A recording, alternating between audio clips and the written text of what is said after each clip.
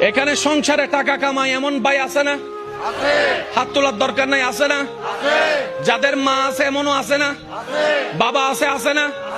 আমার একটা আবদার মনে রাখবেন, আপনার মা বাবা যদি আপনার টাকা দিয়ে ওনাদের পেট চলে, যেটা আমাদের সমাজে বলে আর কি, আপনি চালান আপনি খাওয়ান, এমন যদি হয় এই কথা কখনো চিন্তায় আনবেন না আমি আমার মারে খাওয়াই, এই কথা চিন্তায় আনবেন না আমি আমার বাবাকে খাওয়াই, বরং ওনাদের উসিলায় আল্লাহ আপনাকে কামানোর তৌফিক দান করেছে।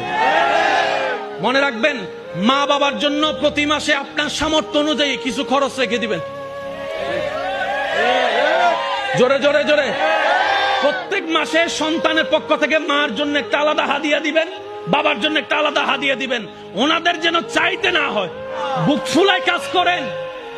মার জন্য দেন, বাবার জন্য দেন। ঘরে বউ থাকলে বউকে বলেন, ও বউ, তোমার মা বাবা রেখে আসছো, আরেক মা বাবা এখানে আছে, আমি আমার জন্মদাতা মা বাবারও খেয়াল রাখবো।